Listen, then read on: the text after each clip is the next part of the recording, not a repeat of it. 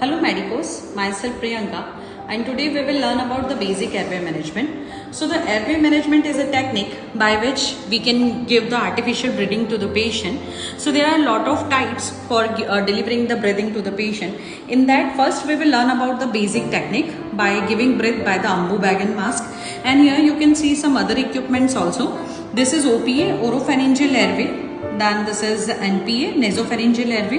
This is LMA, laryngeal mask airway, and this is iGel. So how to insert all these things that we will learn in our next part. So today we will learn about the basic airway management by the Ambu bag and mask. So to hold this Ambu bag and mask, there is technique called CNE technique. So in one hand we have to hold the mask on chin, mouth and nose of the patient, and with the one hand we have to seal it, compress it completely, and with another 3 fingers we have to elevate it.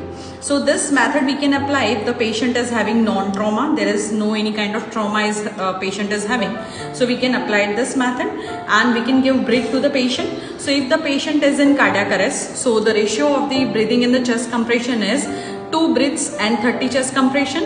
And if the patient is in respiratory arrest, so we have to give 1 breath every 6 seconds. So if the suppose patient is in cardiac arrest, so I will deliver 1 breath, 2 breath. So 1 breath lasts for the 1 second. And if the patient is in respiratory arrest, so I will give 1 breath every 6 seconds. So 1 breath, then I will count 1, 2, 3, 4, 5, 6, breath, 1, 2, 3, 4, 5, 6 and breathe.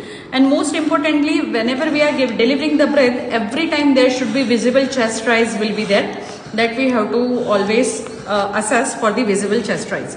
For further information, please stay tuned. Bye bye.